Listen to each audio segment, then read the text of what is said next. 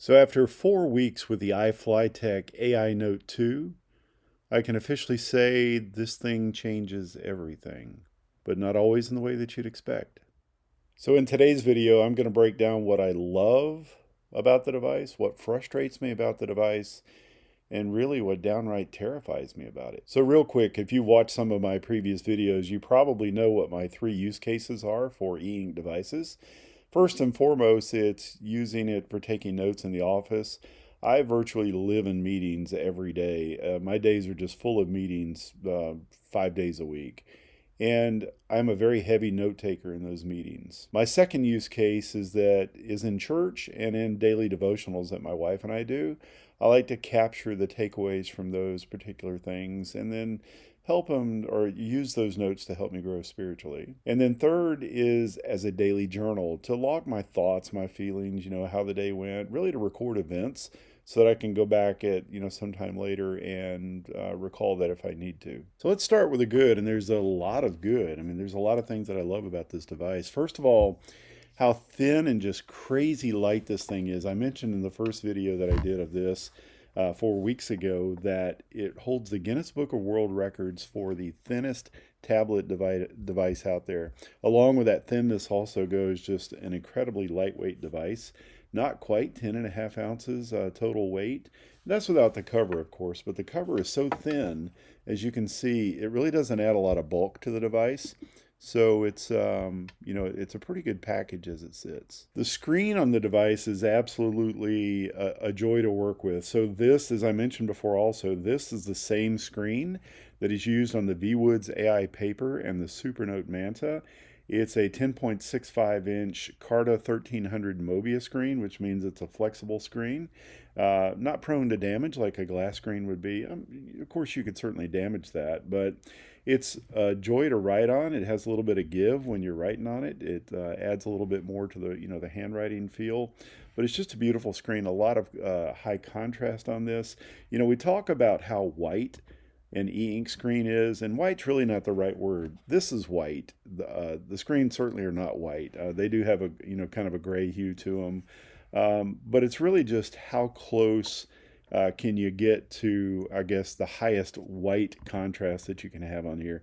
And this for an e-ink screen is one of the best I've seen. It's on par with the two devices that I mentioned earlier. I mentioned the writing feel. The writing feel on here is very good. As I'm looking at this from the side, I can see that when I'm writing, the screen has a little bit of a flex to it, which is a good thing. And it has a very scratchy feel to it as well. We talk about it being paper-like. It certainly doesn't feel like paper. I don't think any of the devices feel like paper, but it does have that paper-like texture to it where it gives you resistance when you're writing. And this is, they've done a really good job of this. I will say that, while I've got the stock stylus that came with it in my hand, I prefer to use a ceramic nib stylus with this. It gives me a very good feel that you just can't get with one of these types of nibs on a standard EMR pen. This device is very notes centric. So when you're looking at the home screen here, down the left side of the screen, a good quarter of the screen is taken up by your folders for your notes. And it does allow folders and subfolders. As you can see, I have mine divided up into personal and work.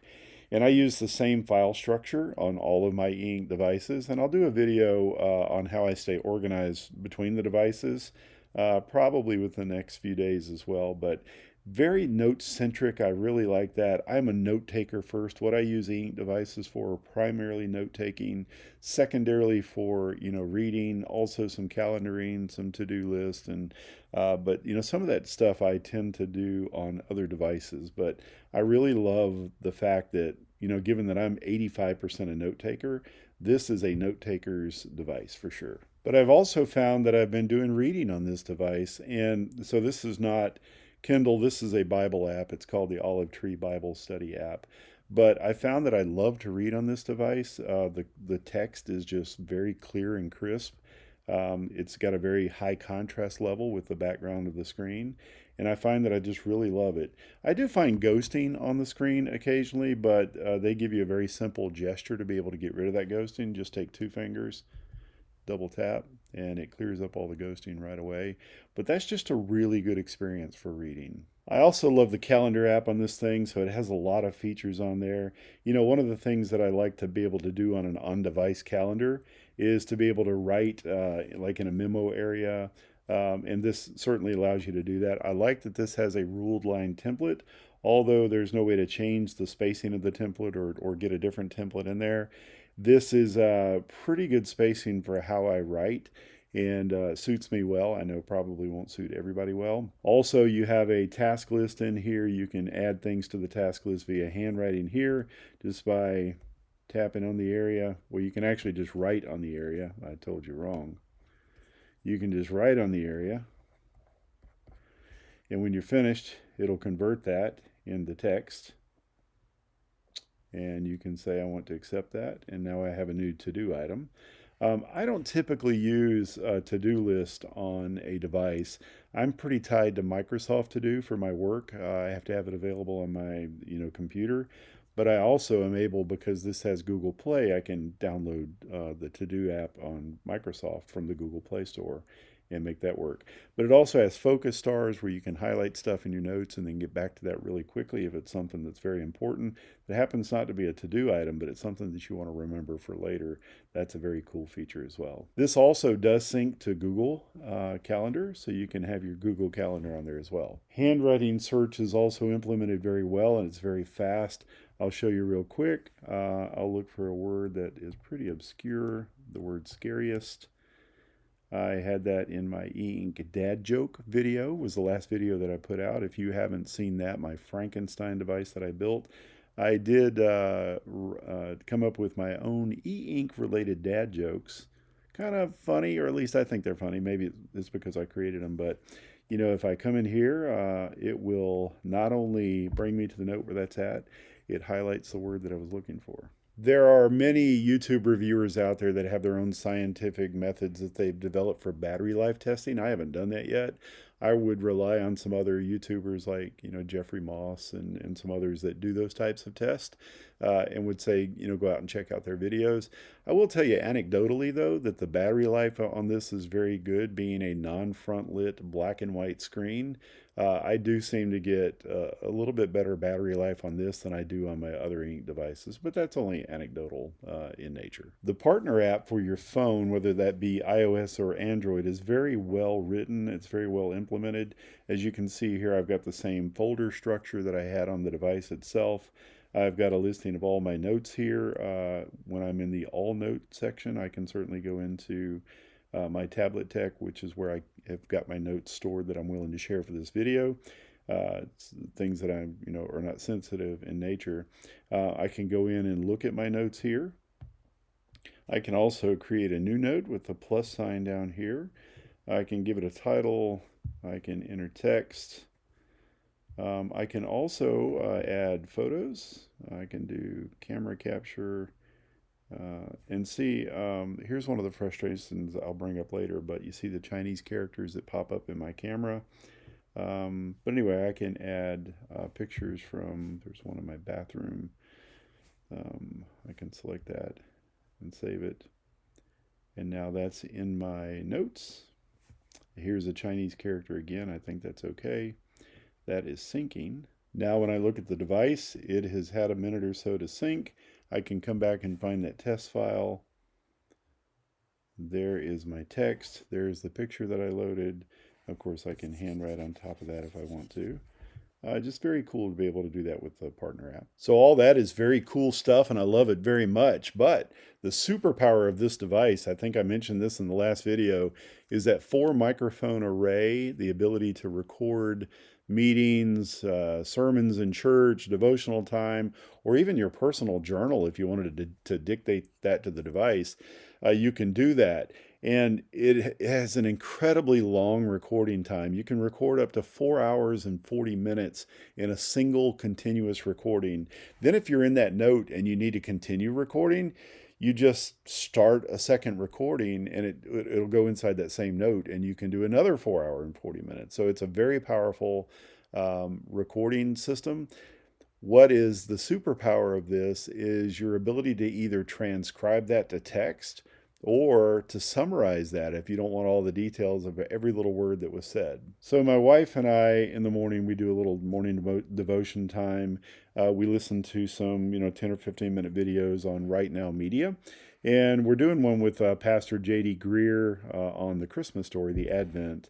And while I'm recording I guess the sermon or the teaching via the microphone, or the 4 microphone array, I've also been taking handwritten notes, and those are synced up.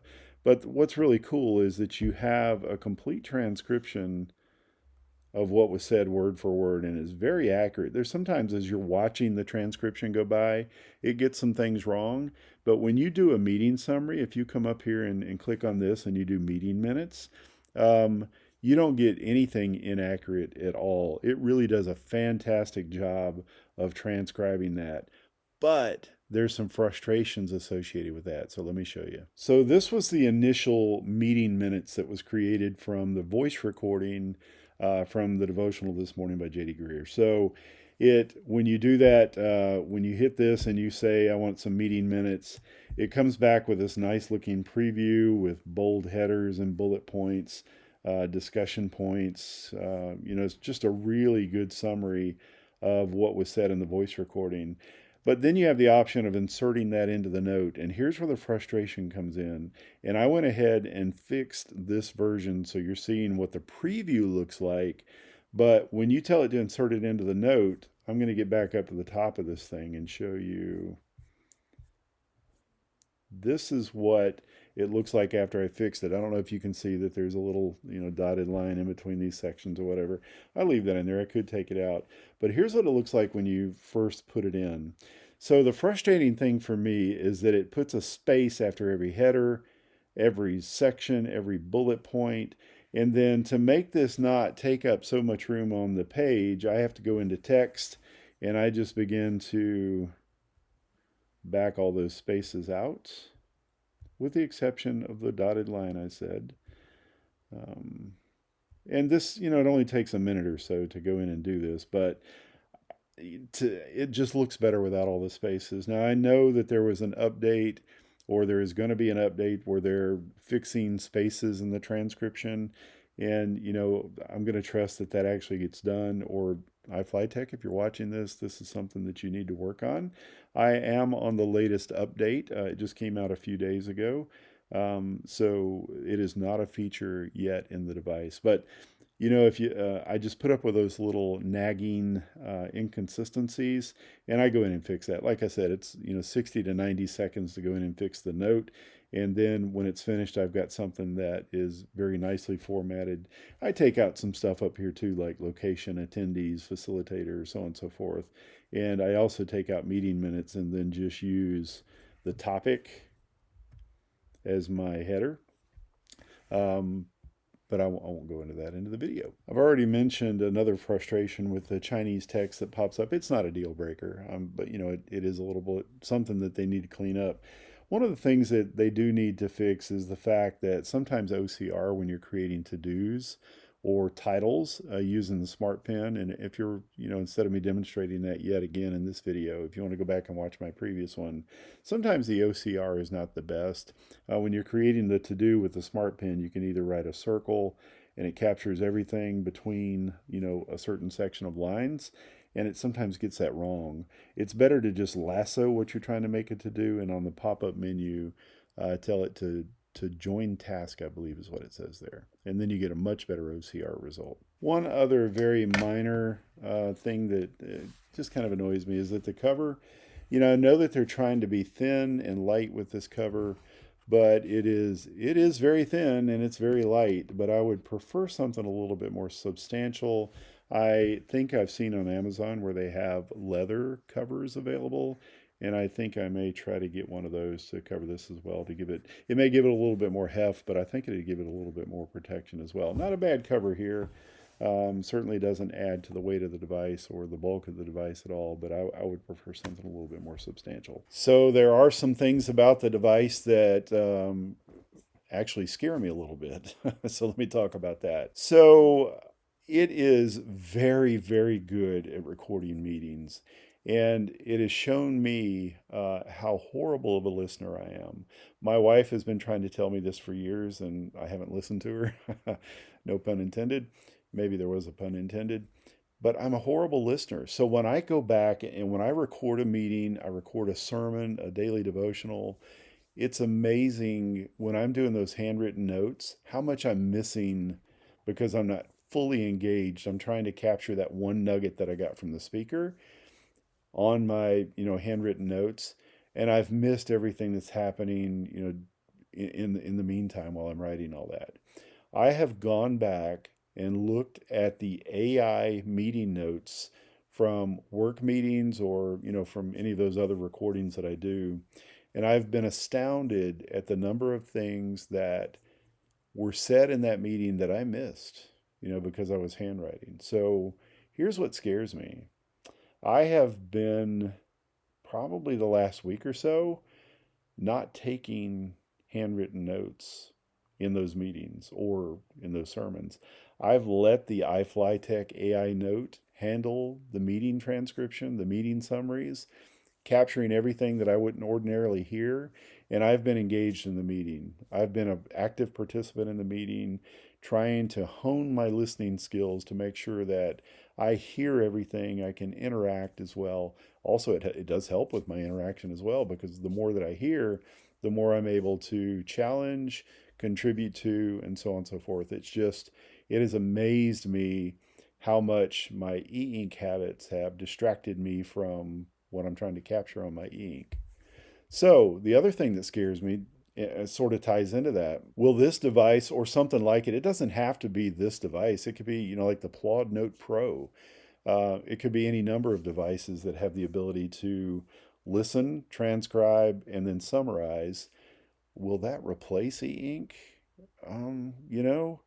It has for certain things for me. Now, here's how I've been using e-ink in addition to letting this capture those meetings. I have been preparing for those meetings using e-ink. I like to sit down in a quiet place, just the pen and the device in my hand, and start, especially if I'm leading the meeting or if I have updates that are due in the meeting. I like to sit quietly and just, work through my thoughts with a pen and the device only. I don't get the same level of thought and interaction and engagement if I'm typing that out. So that's where these devices come in handy for me.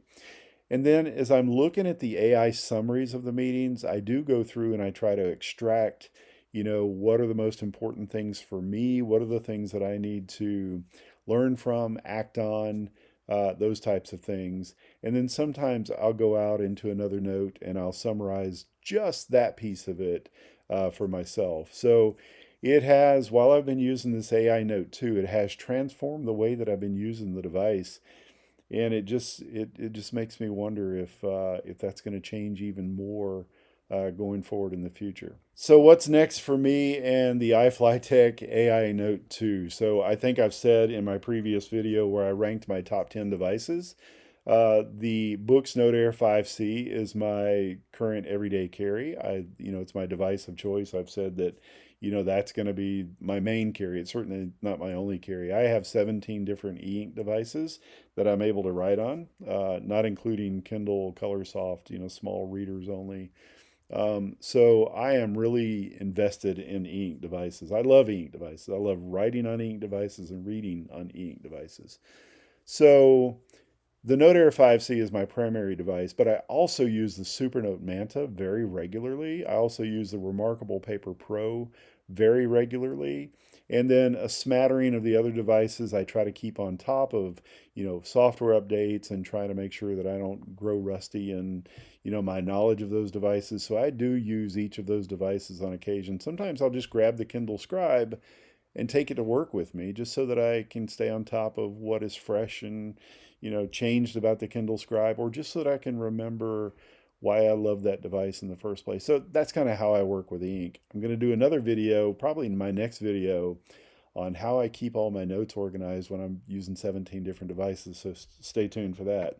So where does the AI Note fit into this?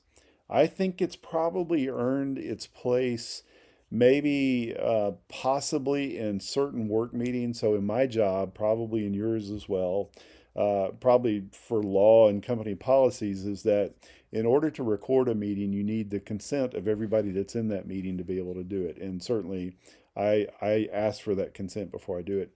But when I'm in church and sermons or daily devotionals that I want to capture and summarize, this is my device. I mean, no other device out there can do what this one does. Like I said, you can get other devices that are not e-ink that could do it. But I think it's earned its spot there. My everyday carry is going to stay what I said it was going to stay, but this one's definitely earned its place in my rotation in my everyday use. And I am looking forward to continuing to use this device. So after 4 weeks of use, do I still recommend it? In my original video 4 weeks ago, I said that I do recommend this device. And after the period of time that's gone by, I still do recommend this device, especially if you're somebody that really wants the benefits of those AI recordings, where it can identify different speakers, it can, tell the difference in the voices and where they're at in the room using that 4 microphone array.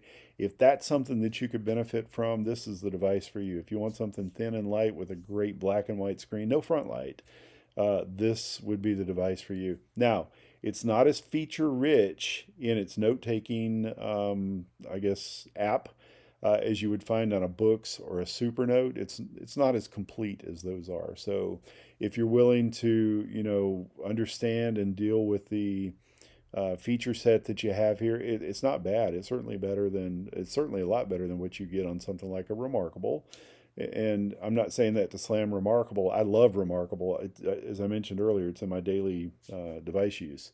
But if you understand those limitations and you're willing to accept that and you want that AI piece, especially that transcription meeting summary piece, yeah, I really recommend this device. Hey, so thanks for hanging with me. I hope you enjoyed the video.